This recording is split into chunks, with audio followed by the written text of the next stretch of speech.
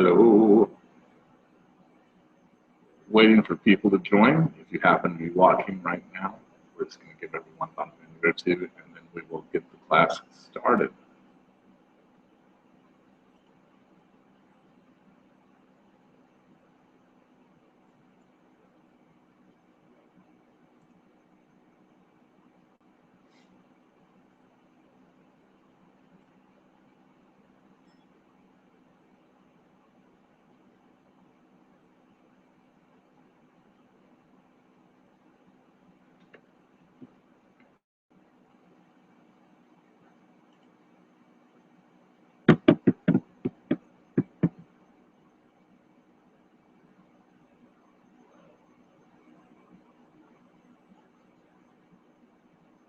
Looks like we've got one viewer out there. If you want to ask questions or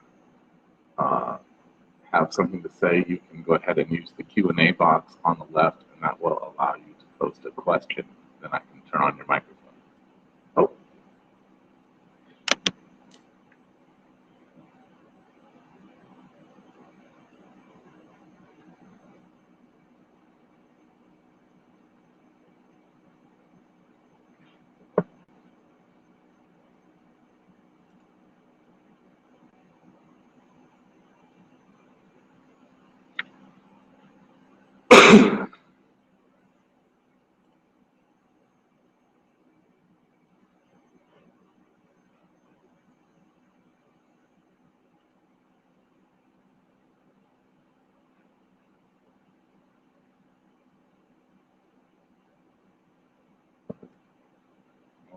Alrighty, gives everyone just a little more time to get on board. Looks like we've got one viewer out there. This is a new format. It's more of a broadcast than an interactive format, and we'll see how it works out. I don't know who's out there, but if you press the Q&A button that's on the left-hand side, I believe that you'll see, if you do have a question, you can ask any question that you might have.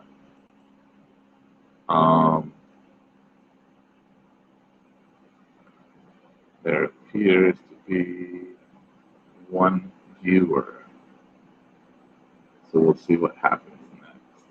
Give everybody maybe a couple more minutes to get in. I had a few people reserved. That was about 7 on the meetup group and a couple over Google+, so we'll see what it is.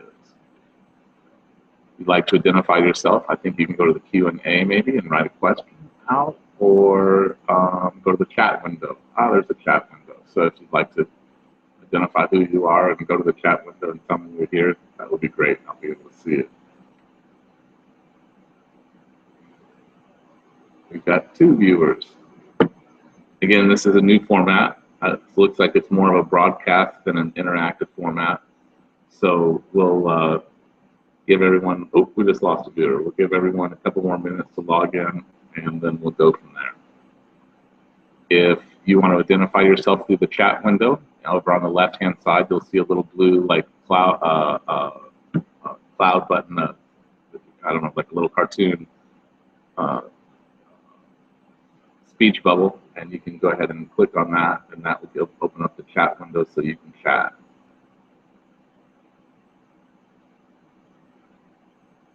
It doesn't look like I can tell who's here and who's not here. Again, it's more of a broadcast format, so if you find yourself wanting to ask a question, go to the Q&A question button on the left-hand side, and that'll enable you to ask a question.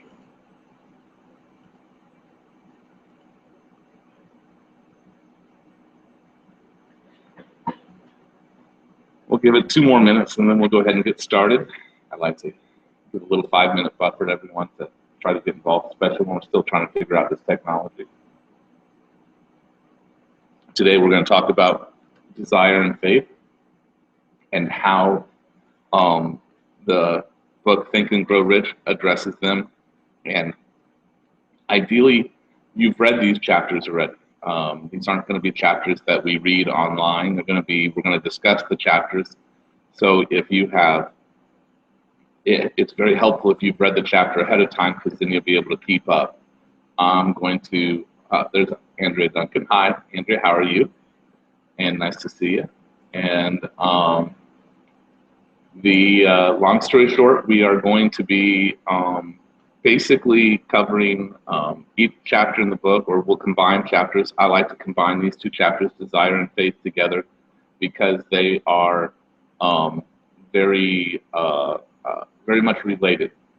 Both desire and faith have a strong theme that they go over, and you find that theme through both of them.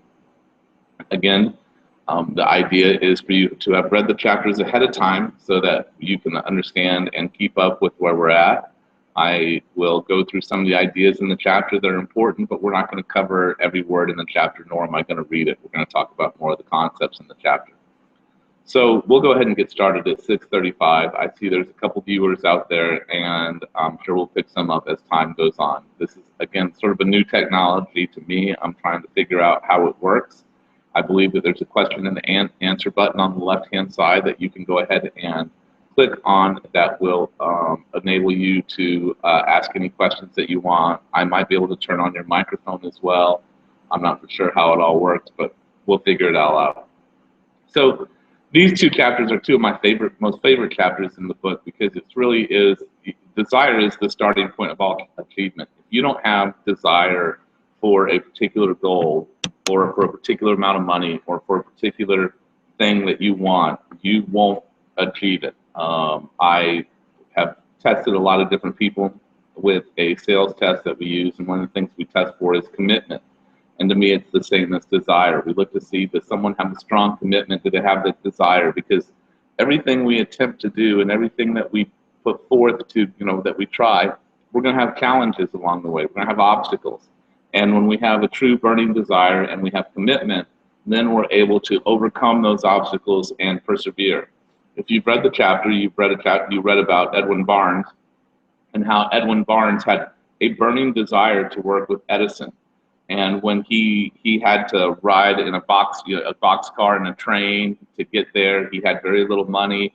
But as well, he had to take a menial job for 5 years. That's 5 years he had to take a menial job just to get the opportunity to become Edison's partner. So he didn't just want to work for Edison. He truly wanted to be Edison's partner, and he had a burning desire to do so, and that desire carried him through all the trials and tribulations and things. So, he didn't say, basically, I'll work there for a few months, and if I get no encouragement, I'll quit and get a job somewhere else. He didn't say, I'll keep my eyes open for another opportunity in case I fail to get what I want. He basically just said, hey, there is one thing in this world that I'm determined to have, and that's a business association with Thomas Edison. I'll burn all bridges behind me and stake my entire future on my ability to get what I want. And that's really what desire is about. I think that in our society, we hear the word desire, a lot of words sort of get tossed around, and they don't really have the same kind of intensity or meaning that the intention may have been when the word came out. And even the word desire, in some ways, has been made out to be like a bad thing. When really, desire to me is, I like to use the word obsession, another word that a lot of people have translated as sort of a bad idea, because when we hear obsession, we usually think of some stalker waiting in the bushes or some celebrity stalker or whatever it might be. But really, when we're obsessed with an idea, obsessed with a goal, we're thinking about that goal 24/7. When we wake up, we think about it. When we go throughout the day, we think about it. And I think that's what they mean by desire. Desire is the idea that you're so consumed with a particular either a purpose or achievement, or maybe it might be an object, or it might be an amount of money that you want, that desire becomes a burning desire and enables you to be able to carry through and overcome the obstacles that are bound to pop up and get in the way of you obtaining that desire. So Edwin Barnes had that desire going for him. He basically kept his eyes on the prize and took it to the next level. And so desire is something that is cultivated. I think it's something that when we find something we want, we also have to be in the habit of that perseverance, and we have to be able to know what it is we want. We have to have a plan to follow. And in the book, there's 6 steps under the chapter Desire to be able to follow. They say, these are the steps that have been endorsed by Andrew Carnegie and Edison and everybody saying, hey, You know, it's not just wishing that will bring these desires, but desiring riches with a state of mind that becomes an obsession, then planning definite ways and means to acquire riches, and backing those plans with persistence, which does not recognize failure. So I'm going to read these 6 steps that they have in the book because these are very important. The first step is fixing your mind the exact amount of money. Now, it might be the exact amount of money. It might be the exact object of your desire. It might be the exact purpose, but it needs to be specific. Whatever it is, we're not going to stick you to like it has to be money, but the fact of the matter is, whatever it is, it has to be specific. You have to be able to describe it to someone else in an exact kind of language. So you fix in your mind the exact amount of money you desire. It's not sufficient merely to say, I want plenty of money. Be definite as to the amount. And there's a psychological reason for this, and we're going to cover it in other chapters, but I know down on my piece of paper that amount happens to be $750,000. So, maybe another time I'll explain why that amount, but $750,000 is the specific amount of money that I've written down on my goal list, or on my instructions here. So second, you determine exactly what you intend to give in return for the money you desire, or for the purpose you desire, or for the object you desire. There is no such reality as something for nothing. And so basically, you know, the idea that, hey, you can just write down an amount of money and then go play the lottery, you know, I think that's what he's sort of dispelling, is that, you know, it's not about a matter of work, but it's a matter of what you're planning to give in return for it. And that could be, like, I give these classes. I don't charge anyone to come to these Think and Grow Rich classes, and I give in return. For me, I'm in the midst of writing a book. I'm in the midst of creating an IT company that's based on purpose, and I'm always continuously developing myself. So I have, you know, a specific idea of what I'm willing to give in return for that money. Third, establish a definite date you intend to possess the money you desire. And so that is very important as well. And it sort of fits in with what you intend to give, because obviously, and the amount of money that you're wanting, or what the object is. And so we're going to talk more specifically about some of the hindrances and some of the things that we have to clear out in ourselves to make this possible. And as we start to understand how desire works and how our mind fits into all that, then all of a sudden, dates become more realistic to be able to happen quicker, because we don't have the same obstacles that we create in negative beliefs and those kinds of things. Fourth, create a definite plan for carrying out your desire and begin at once, whether you're ready or not, to put this plan into action. So it's real important that you have a plan. I think that any business that is going to be successful, any business that, any venture that you have, you need to have a plan in place. And I've seen a lot of people create business plans solely for the purpose of obtaining financing. And then when I sit down with the company and I say, well, let me see your business plan, they have to dig around on their computer to find it, or they pull out this dusty document that they created 4 years ago and they never looked at again. A business plan or a plan is very much like a map, something that you're going to follow to be able to get to your destination. So creating a definite plan for carrying out your desire and beginning at once, whether you're ready or not, to put this plan into action. So oftentimes, too, people think that they need a certain amount of money or that they need a certain resource. And oftentimes, it's not about a particular resource. It's about becoming resourceful. And we'll talk about that more in a little bit as well.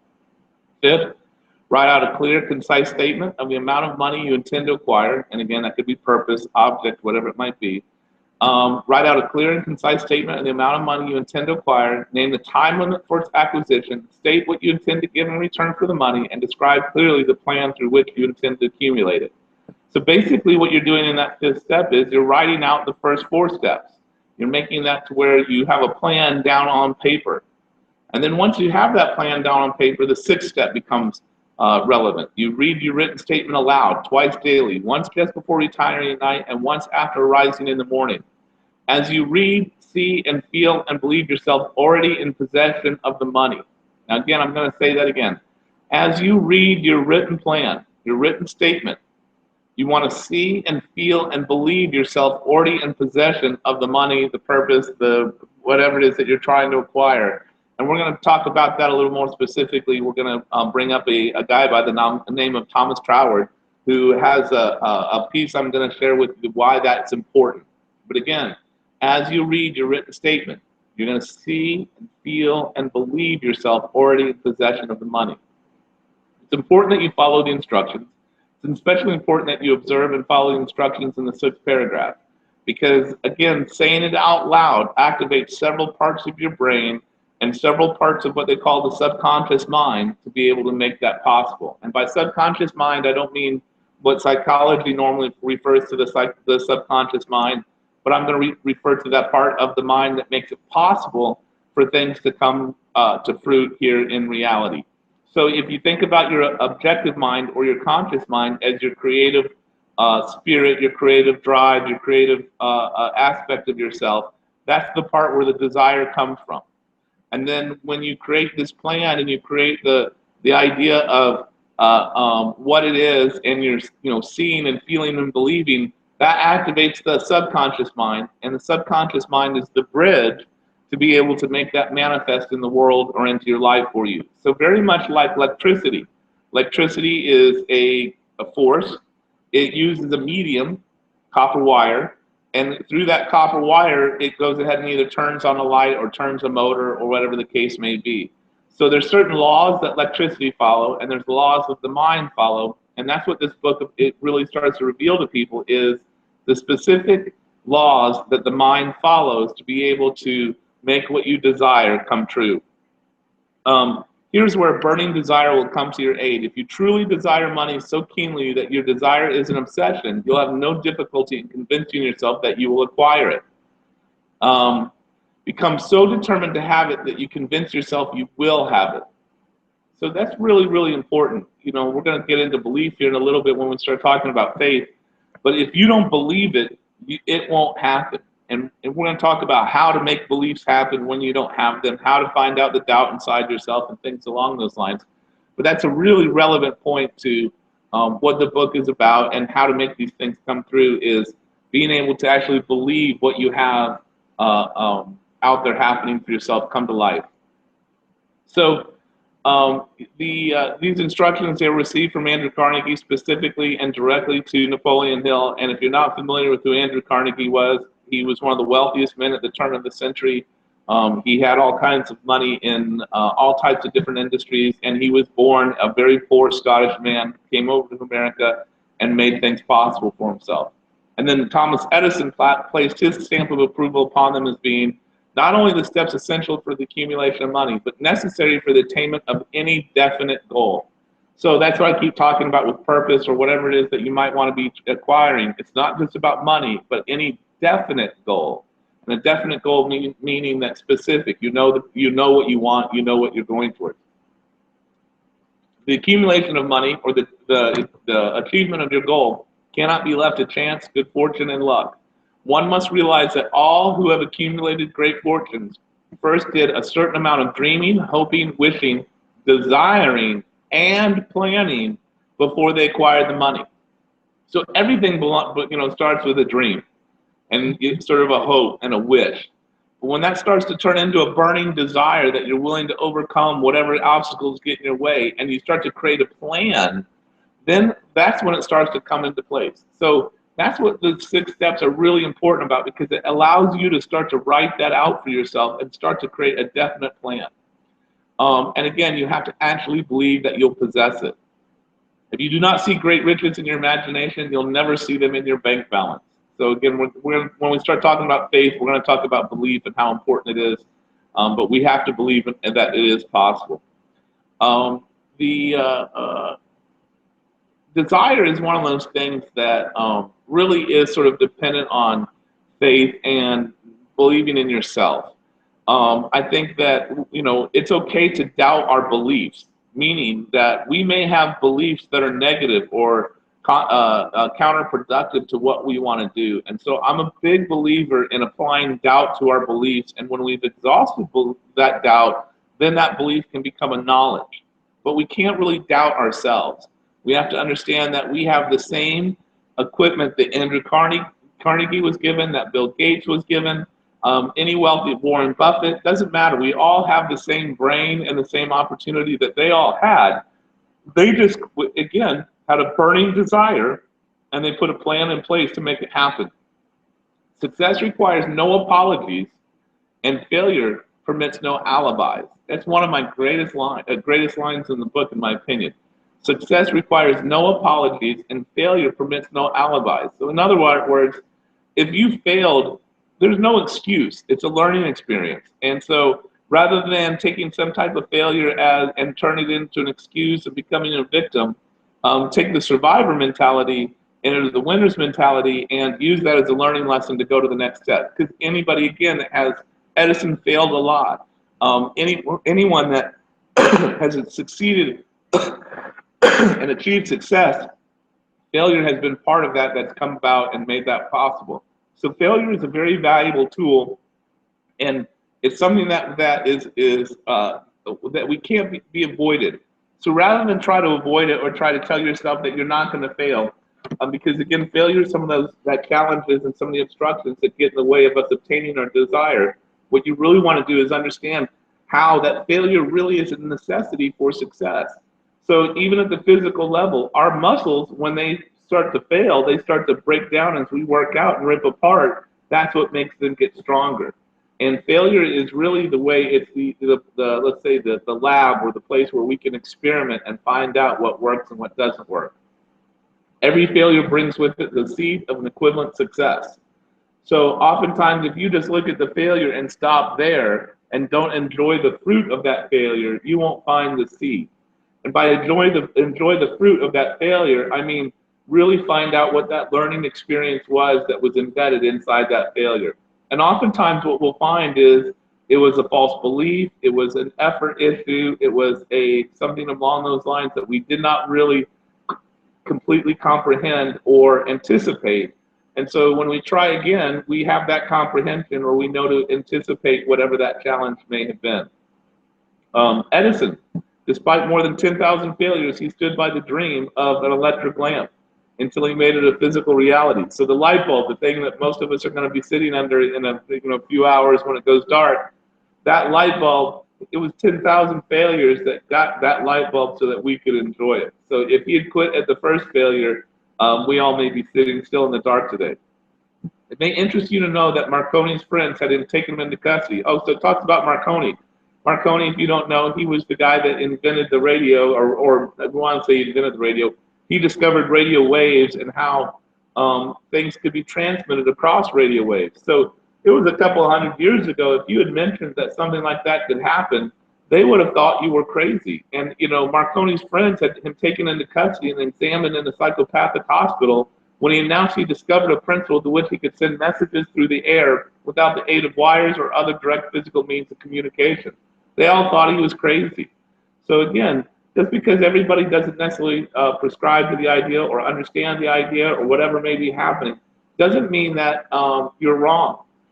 You very well might be onto a great thing. So you always got to be careful. I call them beloved thugs, our family members and our loved ones who think that they really haven't figured out, but really all they're doing is accepting the norm. And you may have a dream that goes beyond the norm. You may have a desire that goes beyond the norm. And again, don't let those failures stop you, and don't let other people's doubt in that stop you. Again, we'll get into that in faith here in a little bit. The world's become accustomed to new discoveries and has shown a willingness to reward the dreamer who gives the world a new idea. I mean, look at Steve Jobs, look at Bill Gates, look at the people who, even the guy that invented Facebook, or at least created Facebook. He's had amazing success because, a lot of different social types of formats have been tried beforehand, but Facebook was the one that really made it work and made it connected people. So, the greatest achievement was at first and for a time but a dream. And dreams are the seedlings of reality. So it's important that you follow your dreams. It's important that if you feel like it's something that you can come to fruit, that you go ahead and you overcome those challenges. And desire is the vehicle at which you're able to do that. The world is filled with an abundance of opportunity. And I think we've all been told that so much, it almost sounds like a contrite kind of statement, but it's very true. Opportunity is everywhere, and we find people that even with all the odds stacked against them, and people's political beliefs and people's belief about how difficult the world has become, the world's still full of opportunity. A burning desire to be and to do is the starting point from which the dreamer must take off. Dreams are not born of indifference, laziness, or lack of ambition. So I think that's a great line because I have a friend of mine that he has a lot of great ideas, but he never does anything with them. He'd rather sit and watch TV, and he always tells me, "Man, I wish I could find someone that would, take my ideas and do something with them. I have some great ideas." And all he has to do is be that person because we all have our own ideas to follow. You've been disappointed, you've undergone defeat, and you felt the great heart within you crush until it bled. Take courage, for these experiences have tempered the spiritual metal of which you are made, and they are assets of incomparable value. Remember that all who succeed in life get off to a bad start and pass through many heartbreaking struggles before they arrive. The turning point in the lives of those who succeed usually comes at the moment of some crisis through which they are introduced to their other selves. And so, again, like I said, there's a fruit to that failure. There's a fruit that is that it isn't always like, you wouldn't necessarily think, oh, wow, I want to go out and fail so I can find that fruit. That's not necessarily how the dream and desires work. But when failure does come your way, see it as the blessing that it is, and then you can carry on to the next level. Let's go on to the next page and see what it says. I want to really sort of start to talk about faith and how faith sort of starts to really blend in desire, because faith really is a big part of being able to do the things and conquer the obstacles and the different things that you're going to find hit you as you try to achieve what you try to achieve. Desire backed by faith knows no such word as impossible. If that had been the case for Marconi or Edison or any of the great minds, they would have, if they didn't have faith that their idea was good and solid, they would have carried it through to the end. Now, I do believe that there is a proper ability or a proper use of doubt. And that is when we have, if you look at a lot of, I'm going to call it pop science, because the scientific method, there's no truth, absolute truth in the scientific method. There's just theories that they haven't proven wrong yet. And so in the scientific method, they go out, they come out with a theory, and then they go out of their way to try to prove it wrong. And if they can prove it wrong, then they realize, okay, it wasn't a very good theory. But if they can't prove it wrong, they say, okay, this is a working theory. And so, for example, Einstein's theory of relativity, there's actually a little fudge in the math that Einstein had to do, and he didn't reveal it till a few years afterwards, and no one had really caught it. But there's a little fudge that's inside of there. But because the theory works, they're able to really investigate and understand the nuclear world and the world of atomic energy through Einstein's theory of relativity. They again, it's a working theory, and they know that it's a theory. And so when we use doubt and we start to understand what happens right now, if you read about a science article in the news and what I call pop science, oftentimes they'll talk about how things in absolute.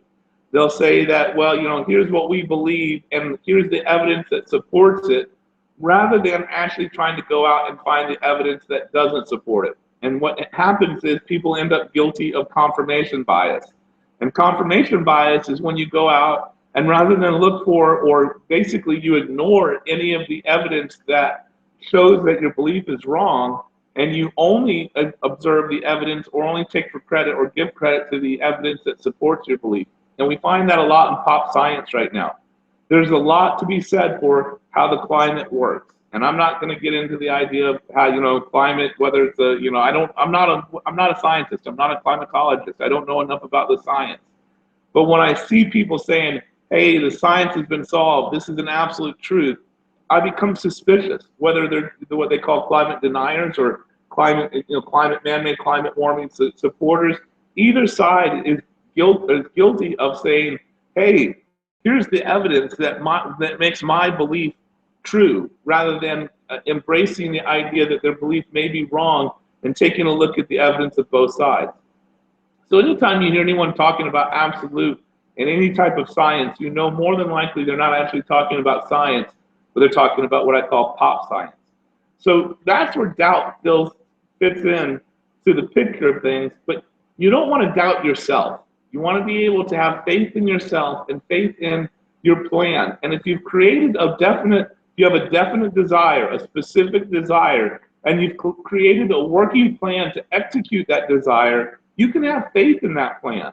And that's where you don't want to have doubt. You don't want to apply doubt to yourself. And we're all guilty of doubt. I know I found myself guilty of doubt. And even, and there's reasons why we don't want to doubt. And we're going to talk about those here in a little bit more. But the idea of doubt becomes counterproductive because our mind is programmed to bring into our universe or into our reality the things that we tend to think about. So if we think about negative thoughts and all those kinds of things and doubt, that's typically what we'll find happens and creates in our world. And if you think about positive things and you start, and I'm not saying positive and like, oh boy, it's all going to be great.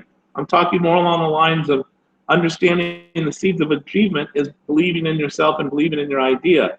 And when it comes to thought, a lot of times people will talk about meditation or contemplation or something along those lines what they don't quite understand is all those things are very important to create a pattern or a habit of thought. Our mind is continuously chattering and continuously going on, and as it chatters and as it goes on, we can't necessarily, we don't control it. And so while we're driving down the road, we're thinking about what he said and then she said, and when they say this, I'm going to say that, or we're daydreaming into something that we're thinking about, whatever the case may be. And to be able to control that flow of thought, that's what the idea of contemplation and meditation and affirmations are. When we say things and we repeat those things to ourselves, what we're doing is we're creating a channel to flow that thought through. And so it's, again, why it's important to start to practice believing in yourself and having a written specific idea and reading it out loud, even more than twice a day, so that while you're sort of sitting there and daydreaming while you're driving down the road or while you're watching TV or while you're at work doing some mundane task, your mind's actually working towards whatever it is that you've been training it to work towards. And so that becomes very important in the process that we use. And so there's an idea in the mind that we become much more aware of the things that we think about and that are in our world, and if we start to have a certain flow of thought in a particular way, then we're able to better sort of ride that momentum to our desire and achieving our desire.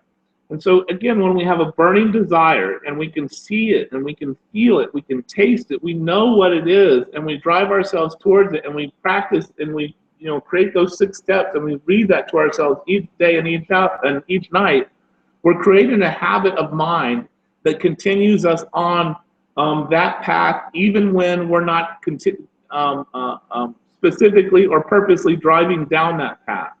So he tells a story about his son, and if you may have, Napoleon Hill does, and if you may have read it, you may not have. And again, if you haven't read these chapters before class, there's so much better if you do, and you can follow along so much better, because I'm not going to read every page, as you can tell. But he talks about how his son was born without ears, and everybody was convinced that his son would be deaf. But he refused to believe that, and he had a burning desire for his son to hear, and he had the faith that it would be possible. And he goes on to explain in the story how that actually came to be and how his son could hear. And so it's a really phenomenal story, but I have my own story along those same lines. Those of you who know me know that my son is a type 1 diabetic. He was diagnosed when he was 3 years old, and that was 11 years ago. And at that point, I had probably read this book. It was probably the 3rd or 4th time I've read this book, and I knew this story. And when my son was diagnosed, I was told by the doctors and told by the medical profession that type 1 diabetes was not curable. And I told my son, after they left the room, I turned to him and I said, Levi, we can't believe that. We have to believe that it is curable. And if it means that we're the ones that have to believe a cure into existence so it happens, then so be it. Maybe that's the very reason why you've been afflicted with this disease. Now, there have been different times that he's been in the hospital, and they have me, I don't necessarily take what the doctors say for granted. I ask a lot of questions, And when I have an idea that they may not agree with, I just don't succumb to what they're telling me. And so, believe it or not, I've had to take tests on what diabetes is before for them to be able to let my son go from the hospital. And this one particular time, the last question on the test was, diabetes is curable. And they wanted me to write false there. And I wouldn't. I actually wrote true there. And fortunately, the doctor that was responsible for signing my son out of the hospital actually listened to me, and we were able to speak. And she never even looked at the test. She goes, "Oh, well, you know what you're doing with this. I don't need to look at this test." But I have refused to believe that diabetes would not be curable. Well, someone sent me an article, and I'd known about this woman a few years back. Her name's Diane Faustin, and what she did is she was actually able to cure diabetes type 1 in white mice. And when she did it, the whole medical community said to her, "That's impossible. That's not true. Once the islets of Longhorn, and that's what produces insulin inside your pancreas, once those are destroyed, they don't grow back." And so two organizations, one which Lee Iacocca had founded because his first wife died from complications of type 1 diabetes, they went out and they sponsored other researchers to redo her science and to do her research. And they came back a year later and said, "No, we were able to do it too." Well, just recently, someone had sent me this article here where it talks about the U.S. Food and Drug Administration has approved a phase 2 clinical trial for testing the ability of promising vaccine to reverse advanced type 1 diabetes. It goes on to talk about how type 1 diabetes in adults between 18 and 60 years of age who have small but still detectable levels of insulin, they're able to go ahead and reverse the diabetes. They're actually able to cure them of the diabetes. And this is phase 2 that they're in. So this means that within a short period of time, before Levi's 18, which is what I told him, I said, before you're 18, this will be a curable disease. This is really coming to fruit. Now, I'm not trying to say that it was because I refused to believe, but it was because Diane Faustin refused to believe. It was because there was a medical community that continued to pursue this and understand that it is possible to cure it. And so this is the kind of thing I'm talking about, is that the whole world, the whole medical profession wanted to tell me I was wrong. Now, I didn't put on a white lab coat and start going out there and figuring out what needed to be done, but I had faith that there were people that were doing that, and that faith is come to be true. And I do believe Levi's 14 now. By the time he's 18, he'll be able to cure himself of his diabetes. The story that he tells in that Napoleon Hill tells in Think and Grow Rich is very similar about his son and hearing. Again, a lot of people doubted that it would ever be able to come to fruit. So this is where faith really comes in. You know, and here he says faith is the head chemist of the mind.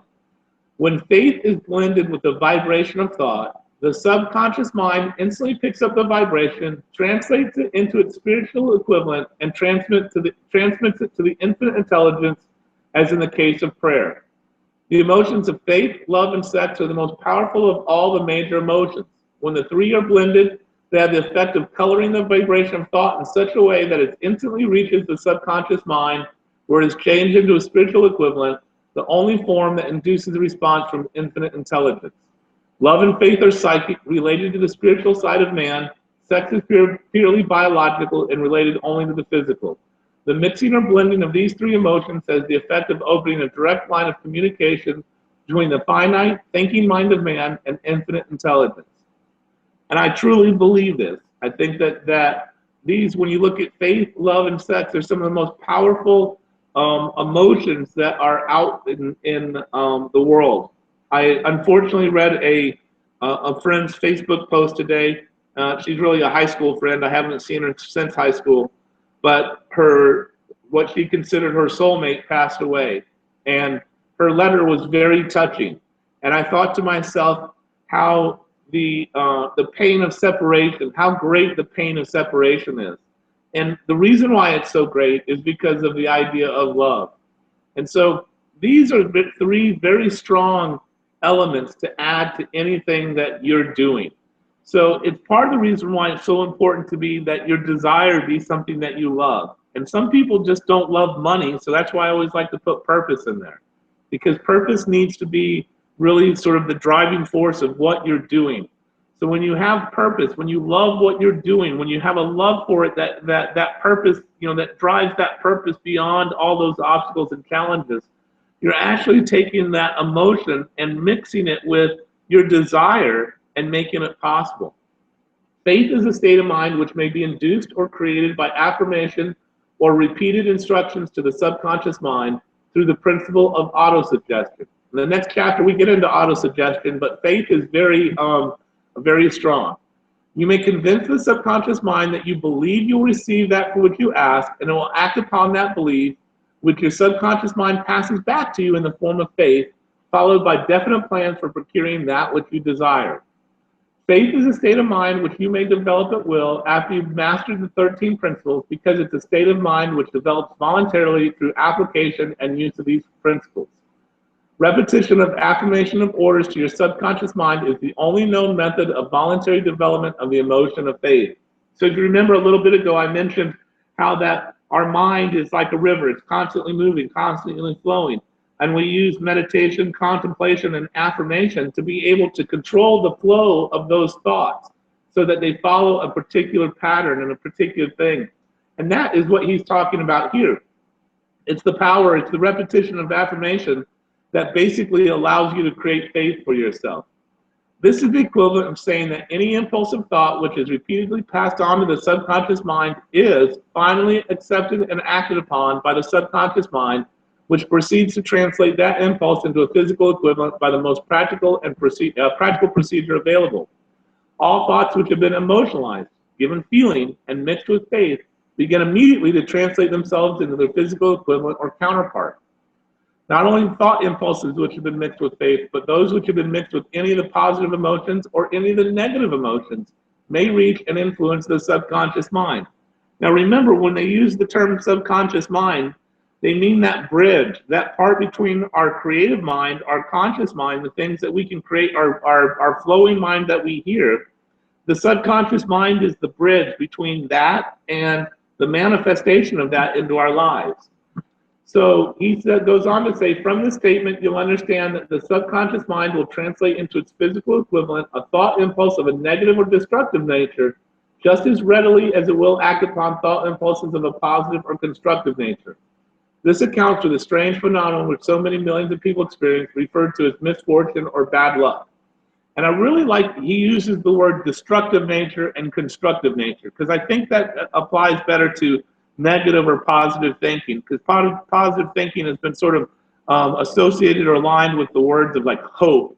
And if you happen to have if you happen to have any kind of doubt in what someone's saying, they want to accuse you of being a negative thinker.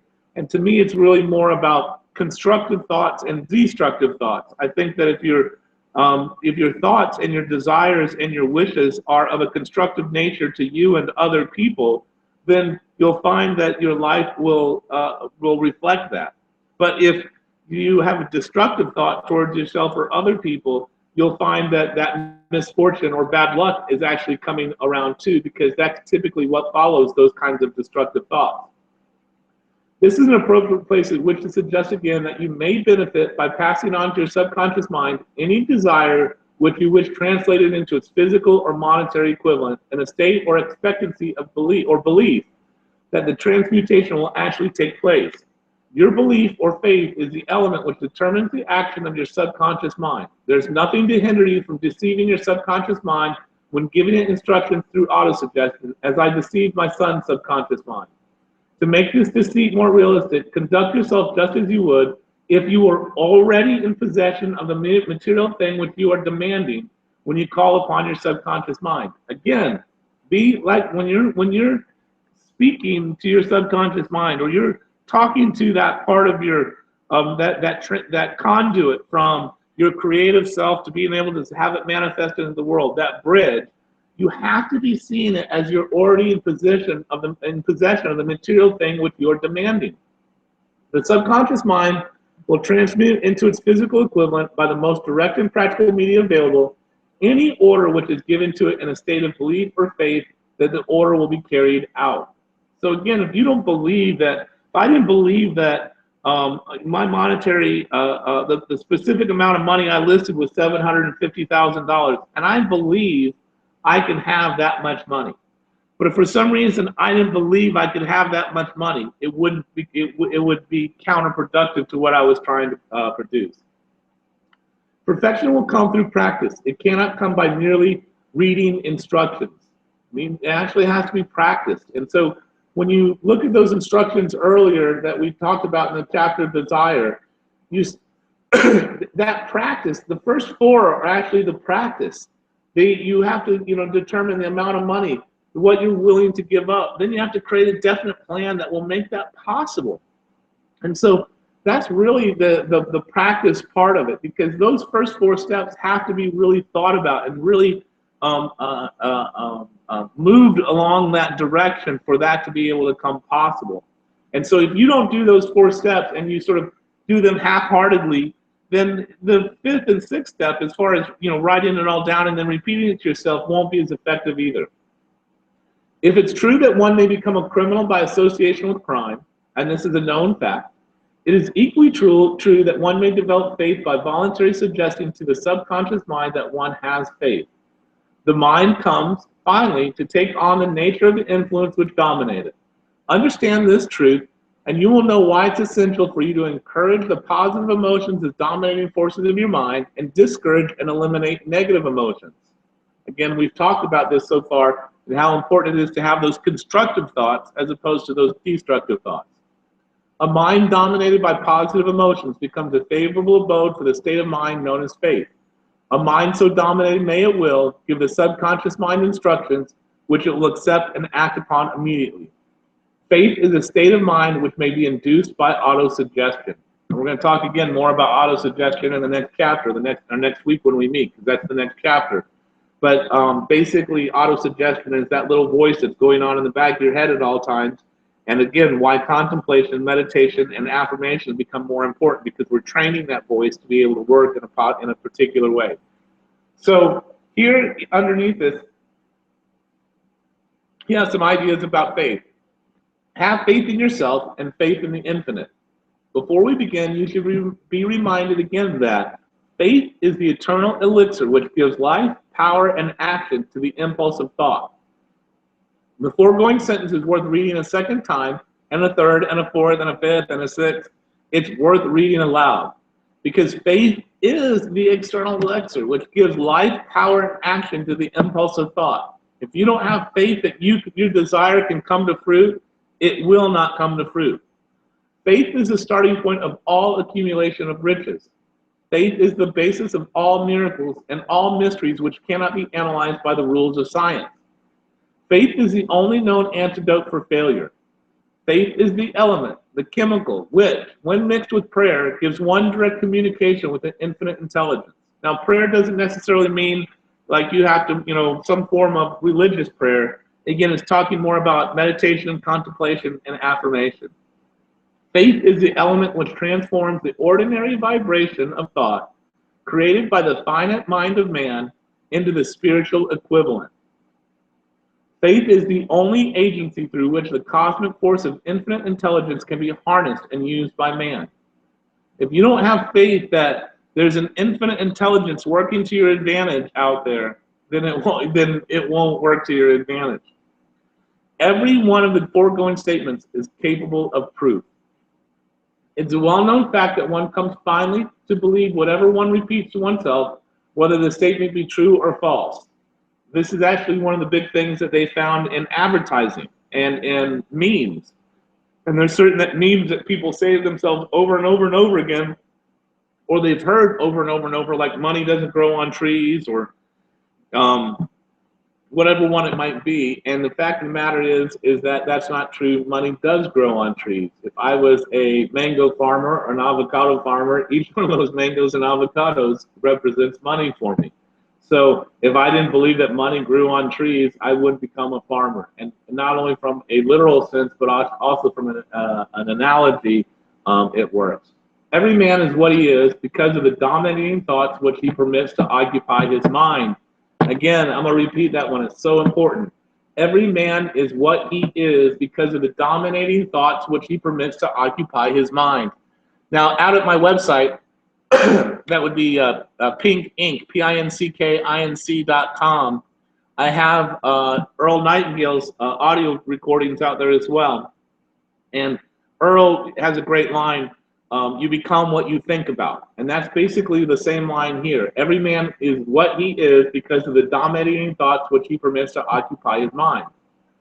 Thoughts which are mixed with any of the feelings of emotions constitute a magnetic force which attracts from the vibrations of the ether other similar or related thoughts. Now that is what the power of attraction or the law of attraction truly is. It wasn't what you might have seen in the movie The Secret, where you can just think about money or you can think about winning the lottery and it'll come true. What law of attraction is, it's about thoughts. And it's, as you have one type of thought, the same kind of thoughts of the same vibrational nature will follow. So thoughts which are mixed with any of the feelings of emotions constitute a magnetic force which attracts from the vibration of the ether other similar or related thoughts. A thought thus magnetized with emotion may be compared to a seed which, when planted in fertile soil, germinates, grows, and multiplies itself over and over again until that which was originally one small seed becomes countless millions of seeds of the same brand. So again, we go back to that meditation, contemplation, and affirmation, and why they're so important, because we start to train our mind to think in a particular way. Any idea, plan, or purpose may be placed in the mind through repetition of thought. This is why you are asked to write out a statement of your major purpose or definite chief aim, commit it to memory, and repeat it in audible words day after day until these vibrations of sound have reached your subconscious mind. So in here he has the self-confidence formula. And so this is where sometimes people have doubt in themselves and they don't have faith in themselves, and it's hard for them to create faith. And you can use this formula to be able to create faith in yourself. And the formula goes like this. First, I know that I have the ability to achieve the object of my definite purpose in life. Therefore, I demand of myself persistent, continuous action towards its attainment. And I here and now promise to render such action. Second, I realize the dominating thoughts of my mind will eventually reproduce themselves in outward physical action and gradually transform themselves into physical reality. Therefore, I will concentrate my thoughts for 30 minutes daily upon the task of thinking of the person I intend to become, thereby creating in my mind a clear mental picture of that person. Third, I know through the principle of autosuggestion, any desire that I persistently hold in my mind will eventually seek expression through some practical means of attaining the object back of it. Therefore, I will devote 10 minutes daily to demanding of myself the development of self-confidence. Fourth, I've clearly written down a description of my definite chief aim in life and will never stop trying until I shall develop sufficient self-confidence for its attainment. And fifth, I fully realize that no wealth or position can long endure unless built upon truth and justice. Therefore, I will engage in no transaction which does not benefit all human effects. I will succeed by attracting to myself the forces I wish to use and the cooperation of other people. I will induce others to serve me because of my willingness to serve others. I will eliminate hatred, envy, jealousy, selfishness, and cynicism by developing love for all humanity because I know that a negative attitude towards others can never bring me success. I will cause others to believe in me because I will believe in them and in myself.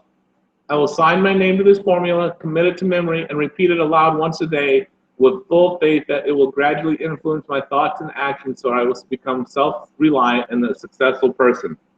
If you do nothing else out of this book, but just the formula for desire that we talked about in the chapter Desire, and the self-confidence formula, and those are the only two things that you apply to your definite chief aim in life, to what your desire or purpose is, you will find success. There's no doubt in my mind about it. I personally had to overcome a lot of my negative emotions. I used to be an angry person. I used to doubt people. I used to be a mistrusting person. I didn't realize that all those thoughts I thought were protecting me were actually damaging me. And it was only until I was willing to accept that maybe I had some bad beliefs that I was able to let those go. So we're going to go ahead to the last page in this chapter. And again, the chapter is a great chapter. If you haven't read it, you need to read it. But there are no limitations to the mind except those we acknowledge. Both poverty and riches are the offspring of thought. So in other words, there are no victims, there's only volunteers, as a good friend of mine used to say. Meaning that you volunteered for the life that you're living, and you did it because you're living the life that you're living because of the thoughts that dominated your mind. And so I'm going to read one other piece here out of a talk that was given in Edinburgh back in Scotland back in like 1907 or something along those lines. And this comes from Thomas Troward, and I have a lot of his books out at my website as well.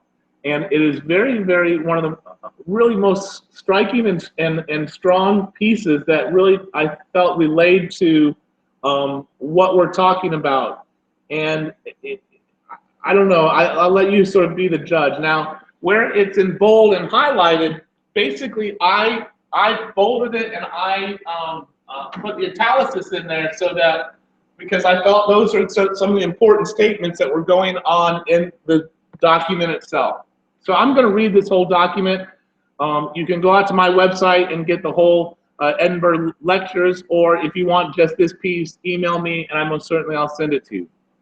But it is here that we find the importance of realizing spirit's independence of time and space. An ideal as such cannot be formed in the future. It must be either formed here and now or not be formed at all.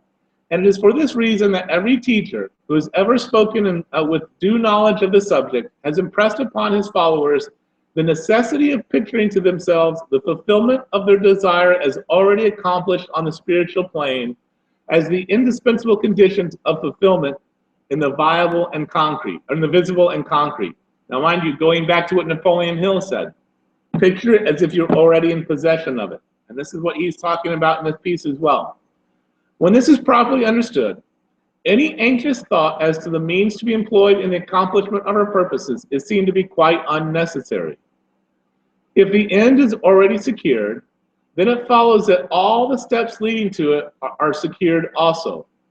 The means will pass into the smaller circle of our conscious activities day by day in due order, and then we have to work upon them, not with fear, doubt, or feverish excitement, but calmly and joyously, because we know that the end is already secured, and that our reasonable use of such means as present themselves in the desired direction is only one portion of a much larger coordinated movement, the final result of which admits of no doubt.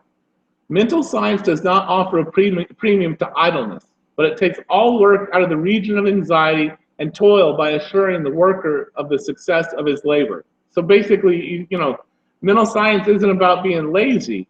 It's about understanding that you don't have to doubt, that if you're doing the work, then the doubt will, you'll achieve what you want.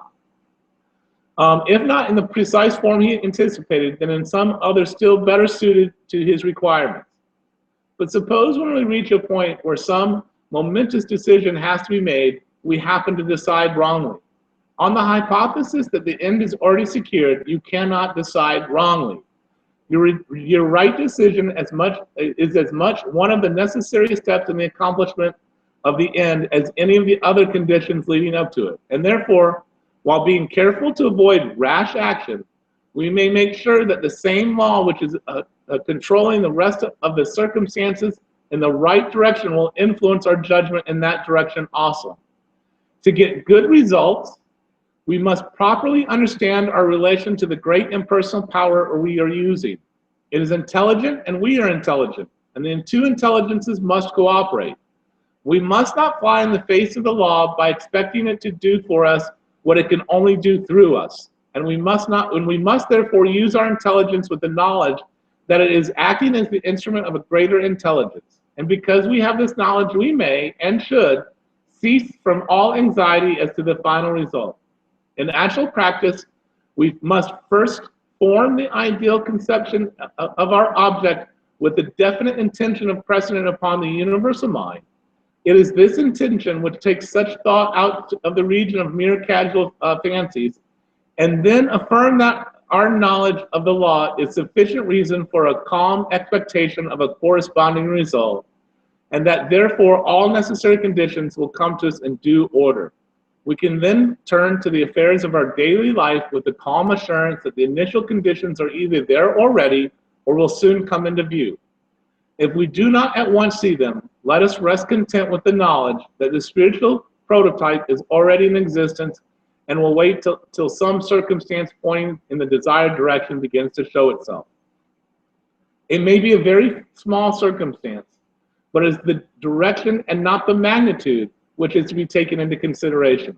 As soon as we see it, we should regard it as the first sprouting of the seed we have sown in the absolute, and do calmly and without excitement whatever the circumstances may seem to require, and then later on we shall see that this doing will in turn lead to further circumstances in the same direction, until we find ourselves conducted step by step to the accomplishment of our object. In this way, the understanding of the great principle of the law of supply will, by repeated experiences, deliver us more and more completely out of the region of anxious thought and toilsome labor, and bring us into a new world where the useful employment of all our powers, whether mental or physical, will only be an unfolding of our individuality upon the lines of its own nature, and therefore a perpetual source of health and happiness. A sufficient inducement, surely, to the careful study of the laws governing the relation between the individual and the universal mind. So in other words, what he's saying is that if you have a good plan and you're using your mind in a constructive way, you don't have to have anxiety or be anxious about achieving your goals.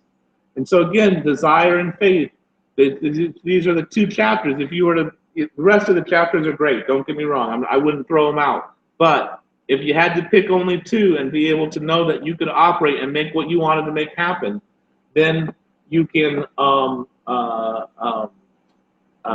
then it becomes possible. Andrea, I see that you wrote, what is my website? My website is pinkink.com. So I'll see if I can write it in here. Yeah, basically, it's PINCKINC.com. www.p is in pineapple, PINCKINC.com. I'll bring up the website here. Let me see if I can do that easy enough. Does anybody, we're going to wrap up here in a little bit. Does anybody have any questions? You can use the question and answer toolbox on the side to ask any questions that you may have. Does anybody have any questions that they would like to ask or, basically find out any answers to? Yay, nay, whatever it may be. Here's my website. It's Pink Development. If you go here to the TGR has Think and Grow Rich resources. So you can go out to that and get an idea of, go ahead and pull this up here, sorry. If you go out to TGR, that will take you to the Think and Grow Rich resources. There's the PDF books are out there. The people that are listed in the books are out here. There's also the audio version, things like that. Stuff, if you come out here to the Stuff tab, you'll find that under Stuff, there's several things. There's some videos on YouTube I like. Here's Earl Nightingale's stuff. James Allen is actually really great as well. He came around the turn of between the 1800s and the 1900s. And this is the Thomas Troward, where what I just read, you can find that for yourself. And so there's really, oops, that's not where we want to be. Why isn't that one coming up? Sorry about this. We figuring out this whole website is making it work for ourselves. I don't know. But if you go out to the website and you look under the stuff, you'll find the Thomas Troward stuff and all that good stuff. So does anybody have any other questions or anything that I might be able to answer between now that anybody got any questions or anything they'd like to ask? We're getting ready to wrap up. Again, 2 great chapters. Next week we'll talk about autosuggestion. It's a fantastic chapter. We'll see if we can maybe watch some videos. I'm not for sure how that'll work across this, but we'll try to make it work. So if anybody's got any questions, you can email me at Matt that's M-A-T-T at pinkink, PINCKINC.com, and I will try to answer any questions or if you want to make any comments or anything along those lines.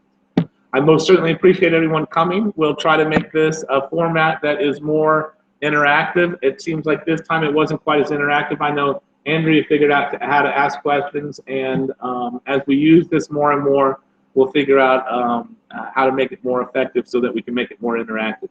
I appreciate everybody coming out or and participating, and again, I'm available to you anytime you may need me. Just email me or give me a call. Thank you very much and have a great night.